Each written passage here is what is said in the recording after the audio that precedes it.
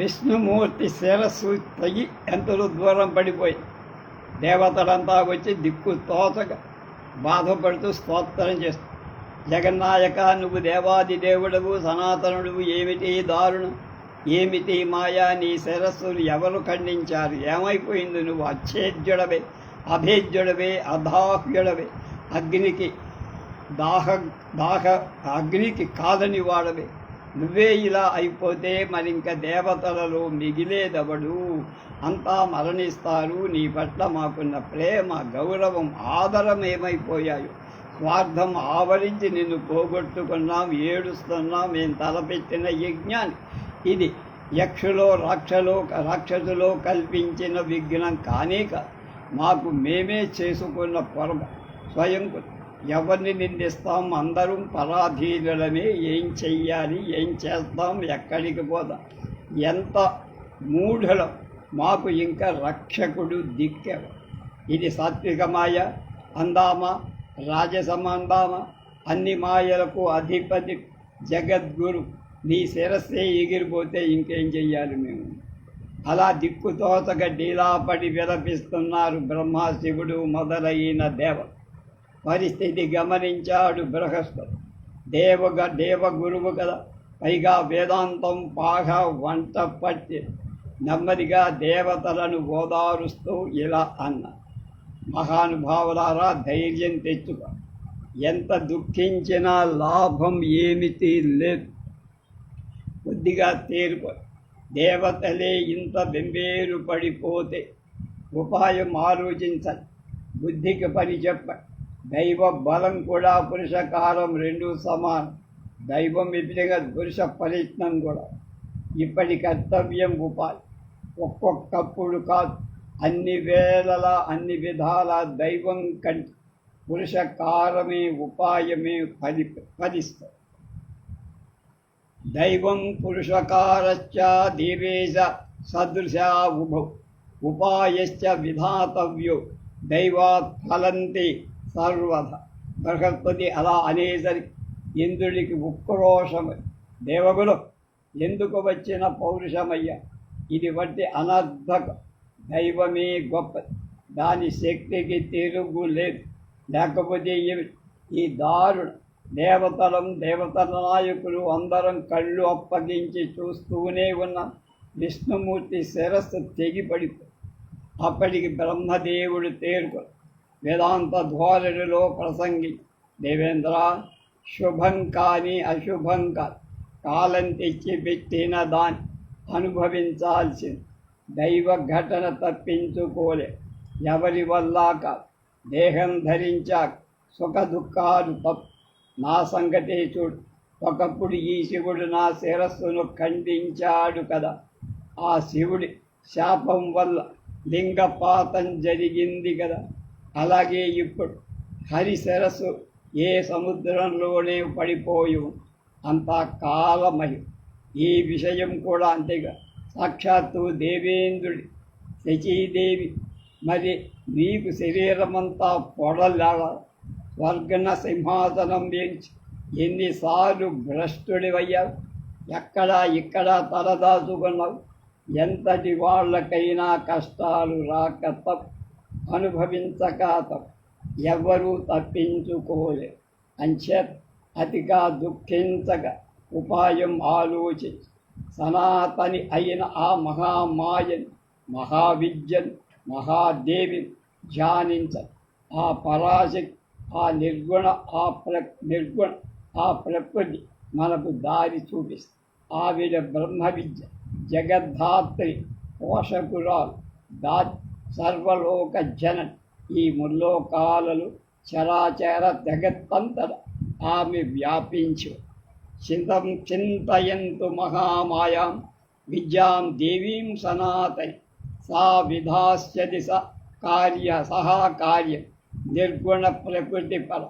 బ్రహ్మ విద్యాం జగద్ధాత్రీం సర్వేషాం అజననీం తదా, యయా సర్వమిదం వ్యాప్తం త్రైలోక్యం సచరాచర. ఈ ఉపదేశానికి దేవతలంతా తల ఒప్పుకో. దేవి స్తవం ప్రారంభి. బ్రహ్మదేవుడి 4 ముఖాలను వేదాలు మాతృ సూక్తం వినిపించి నమో దేవి మహామాయి విశ్వోత్పత్తి కరేసివి నిర్గుణే సర్వభూతేషి మాతః శంకర కామదే. ఓ దేవి మహామాయ నమో నమః. నువ్వు విశ్వ ఉత్పత్తి కారణాన్ని శుభప్రదం నిర్గుణ సర్వభూతేశ్వర జగన్మాత శంకరుడంతటి వాడి కోరికలు తీర్చినదా. ప్రాణికోటికంతటి ప్రాణం నువ్వు, జీవకోటికంతటి ఆధార భూమి నువ్వు. తెలివి కలిమి వెలుగు ఓరిమి శాంతి శ్రద్ధ మేధ ధైర్యం స్మృతి అన్నీ నువ్వు. బుద్ధిదంతో అర్ధమాత్ నువ్వే గాయత్రి, నువ్వే జయ విజయ ధాత్రి లజ్జ కీర్తి పురుహ దయ అన్నీ నువ్వు.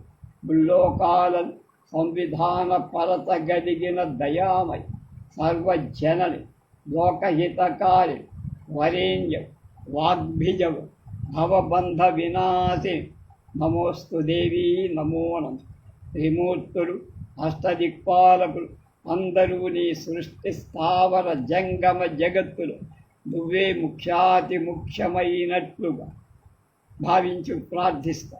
సకల భువనాలకు తయారు చెయ్యాలని నీకు అనిపించిన త్రిమూర్తులను సృష్టిస్తా. వాళ్లతో సృష్టి స్థితి లయాలు జరిపిస్తా. నీకు మాత్రం ఈ సంసార స్పర్శ రవ్వంత కూడా అంటదు.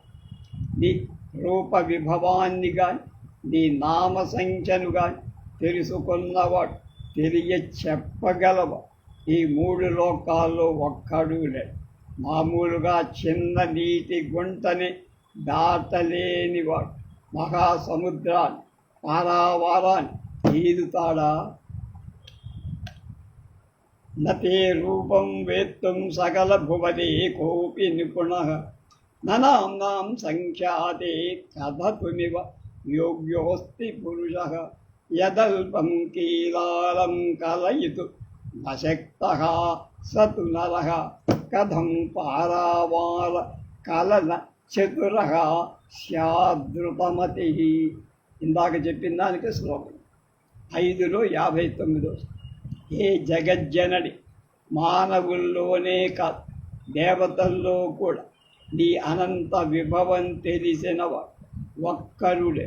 నువ్వు అద్వితీయం. ఒంటి చేత్తో ఈ సకల మిథ్యా విశ్వాన్ని సృష్టిస్తా. దీనికి వేదవాక్కులే ఇంత సృష్టి చేసి నువ్వు నిరీహంగా అంటే ఏమీ పట్టనట్లు కొంట. నీ చరిత్ర చిత్ర విజయ్. అమ్మా విష్ణుమూర్తి శిరస్సు తెగి పడిందని నీకు తెలియదా. తెలిసి కూడా ఈ తాత్సారం ఏమిటి. అతడు నీ పాదసేవకుడు కదా. మహాపాపం ఏవైనా చేశాడా. ఇది నీ పాదసేవ కంటే బలీయమయ్యిందా. లేకపోతే కన్నతని ఎంత ఉపేక్షిస్తావా. దేవతలకు ఎంత విషమ పరిస్థితి దాపురించి విష్ణుమూర్తి శిరస్సు ఎగిరిపోవటం ఎంత ఆశ్చర్యం.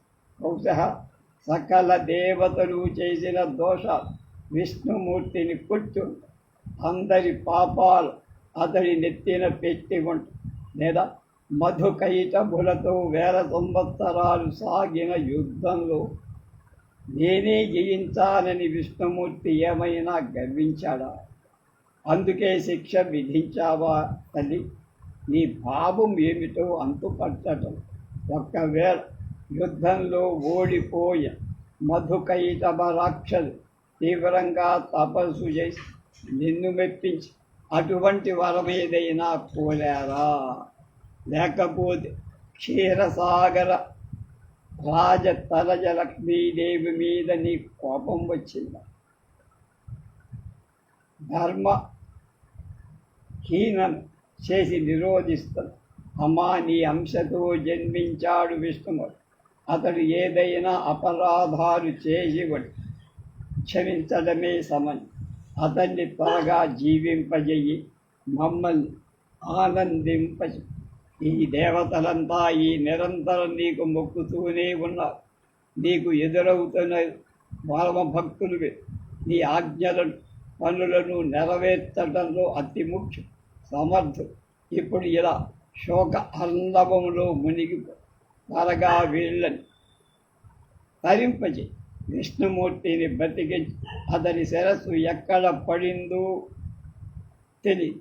నువ్వు తప్ప మరొక దిక్కు మాకు, మరొక ఉపాయం లేదు.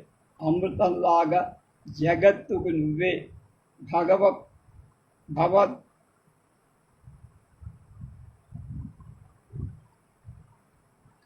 జీవన ప్రదానం.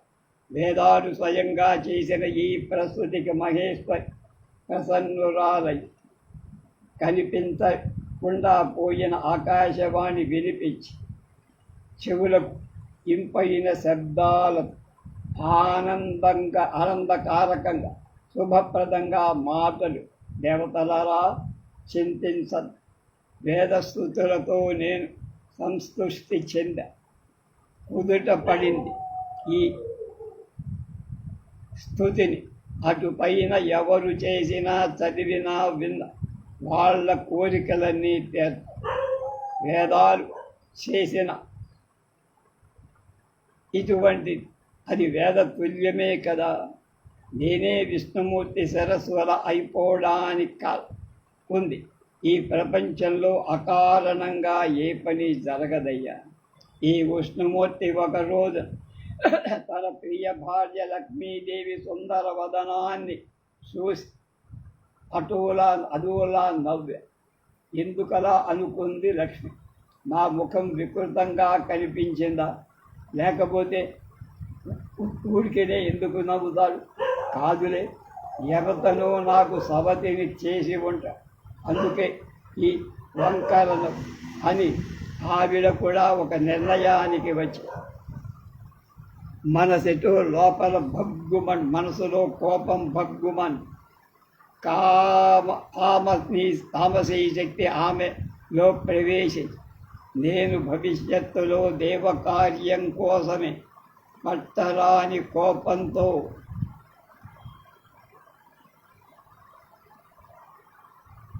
భర్తను సేవించింది. నీ శిరస్సు తెగి పడిపోగుగా అని అటువంటిది తన సుఖాన్ని మరిచి వైధవ్యం కన్నా సపత్ని దుఃఖం ఆవికి మహాబాధ అనిపించి ఈ శాపం ఇప్పుడు కార్యరూపం ధరి శిరస్సు వెళ్ళి ఉప్పు నీటిలో పడి అయినా పర్వాలేదు, ఇప్పుడే శౌర్యని బ్రతికిస్తా. మునులారా, మీరు తలబెట్టిన మహాకార్యం నెరవేరు, సందేహం లేదు. ఈ సంఘటనకు మరొక చిన్న కారణం కూడా ఉంది, అది చెబుతాగా. ఒకప్పుడు హయగ్రీవుడనే రాక్షస వీరుడు సరస్వతీ నదీ తీరంలో పరమ దారుణంగా తపస్సు చేసి మాయా బీజాత్మకమై ఏకాక్షరమై హ్రీం అనే నా మంత్రాన్ని ఘోర నిష్ఠతో జపించా. అప్పుడు తామస రూపంతో దర్శనం అనుగ్రహించి ఏ రూపాన్ని ధ్యానించాడో అదే రూపంలో సింహవాహనం మీద కలిపి పీఠం కోరుకుంటున్నాను. నా రూపాన్ని చూసి వరం కోరుకున్నాను. నా రూపాన్ని చూసి అతడి కళ్ళు ప్రేమతో విప్పారు. నమస్కరించి ప్రదక్షిణలు చేసి ఆనంద బాష్పాలతో గొప్ప దోగుతూ అద్భుతంగా స్తుతిస్తున్నారు. నమో దైవ్యే మహామాయ సృష్టి సిద్ధ్యంతకారి భక్తానుగ్రహ చతురే కామదే మోక్షదేశిత. ఏ జగదీశ్వరి, పంచభూతాలు నువ్వే, జ్ఞానేంద్రియాలు కర్మేంద్రియాలు అన్నీ నువ్వే అంటూ స్తుతించి నాకు మరీ సంతోషం కలిగి హయగ్రీవ, నీ తపస్సు నీ స్తోత్రాన్ని సంతోషించి నీ కోరిక ఏమిటో చెప్పయ్యా. నాకు మరణం లేకుండా వరం ప్రసాది. నేను యోగిగా సురాసురుడ అజేయుడుగా అమరుడుగా ఉండిపోవాలి. దాన్ని అనుగ్రహి. హయవదన, ఇది అసంభవం. పుట్టినవాడు గిత్తక తప్ప, గిత్తినవాడు మళ్ళీ పుట్టక తప్ప. ఇది లోకంలో స్థిరపడినటువంటి న్యాయం. మరి దీనికి భిన్నంగా నువ్వు అమరుడు ఎలా అవుతావురా? మొదలు జాతస్య హి ధ్రువో మృత్యు ధ్రువం జన్మ మృతస్య చ మర్యాదా సదుసీ లోకే భవేశ్చ కథమంజత్.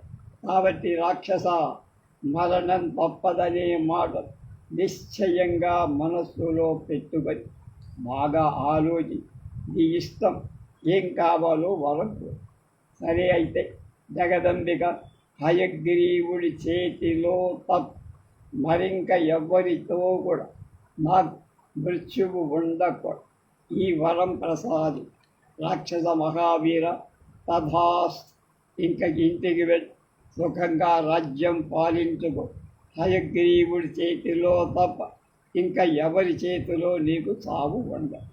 అలా వరం ఇచ్చిన వేళ అంతర్ధానం ఇచ్చి ఆ హయవదన రాక్షసు పట్టరాని ఆనందంతో ఇంటికి వెళ్ళి అక్కడి నుంచి వేదాలను, వేదవిధులను, మునులను దారుణ హింసించటం మొదలు. ఆ దుష్టిని సంహరించగలవాడు భువనత్రయంలో లేదు. అంచేత దేవతలారా, ఒక అందమైన గుర్రపు తలను తీసుకురండి. దాన్ని విష్ణుమూర్తి మొండాలి దేవశిల్పి స్పష్ట నేర్పుగా అతుకుతా. అప్పుడు ఈ హయగ్రీవ భగవంతుడు ఆ రాక్షసుణ్ణి సంహరిస్తాడు. ఇది దేవకార్య నాయనలారా. ఆకాశవాణిగా జగన్మాత చేసినటువంటి ఈ ఉపదేశాన్ని దేవతలంతా విన్నారు, తేరుకున్నారు. దేవశిల్పిని వేడుకున్నారు. అతడు దగ్గరలో ఉన్న గుర్రపు తలను తెచ్చి వెంటనే ఖడ్గంతో ఖండించాడు. ఆలస్యం లేకుండా విష్ణుమూర్తి శరీరాన్ని అతికించి హయగ్రీవ భగవంతుడు ఆవిర్భవించి అది మహామాయా ప్రసాద్ అటుపైన కొంత తాదాన్ని ఆ రాక్షసుడిని చంపేశారు. అధ్యాయం 5 112 శ్లోకాల భావమంతా మనకి ఇక్కడ తెలుసు. మా ఊళ్ళో విష్ణాలయం అని, ఆ విష్ణాలయంలో వైఖానస ఆచార్యులంతా అదే ఆయన పుట్టినరోజు శ్రావణ మాసంలో పౌర్ణమిలోనే శ్రావణ పౌర్ణమి హయగ్రీవ ఆరాధన చేసేవారు. చాలా గొప్పగా చేసేవారు. మేమంతా వెళ్ళి చూస్తూ ఉండేవారు. ఇప్పుడు దాదాపు 10 ఏళ్ళ నుంచి ఆ వాసన అక్కడ ఏం కలపదు. సూతుడు చెప్పిన హయగ్రీవ వృత్తాన్ని శ్రద్ధగా విన్న శౌనకాది మహామునులు కుతూహలం మరింత. మహాసముద్రంలో మధుకైటములతో శౌరి జరిపిన 5000 సంవత్సరాల యుద్ధాన్ని గురించి తెలుసుకోవాలి అనుకున్నారు. సవినయంగా అడిగారు, అసలు వాళ్ళిద్దరు ప్రళయ సముద్రంలో ఎందుకు జన్మించారు? దేవతలకు కూడా దుర్జయులు అన్నావు కదా, దాన్ని విష్ణుమూర్తి వాళ్ళని ఎలా సంహరించారు? ఈ అద్భుత గాథ సవిస్తరంగా వినాలనుకుంటున్న మహాత్మా, నువ్వు బహుశ్రుతుడి, మంచి వక్తవు కాబట్టి దయచేసి వివరంగా చెప్పయ్యా. దైవికంగా నువ్వు మాకు కనిపించావు. మూర్ఖుడితో సంయోగం విషం కంటే భయంకరం. నీ వంటి విద్యుడితో కలయిక అమృతంతో సమ. మూర్ఖేన సహ సంయోగో విషాదవి సుదుర్జయ విజ్ఞేన సహ సంయోగ సుధారస సమం స్మృత. నీ వంటి వాళ్ళు చెప్పే విలువైన విషయాన్ని వినటమే ఒక గొప్ప వరం. అది మానవుడి విశిష్ట. పశువులు చూడు, తింటున్నాయి, తిరుగుతున్నాయి, శారీరకంగా సుఖం పొందు. వాటి సద్జ్ఞానం, వివేకం లేదు, మోక్ష ఆసక్తి లేదు. పురాణ శ్రవణం లేకపోతే, నీ వంటి వాళ్ళని వినకపోతే మనిషి కూడా వాళ్లతో అంటే పశువులు. జంతువుల్లో కూడా లేదు. జింక మొదలైన వాటి వినటం తెలుసు. సంగీతానికి పరవశం చెందుతాయి పాములు.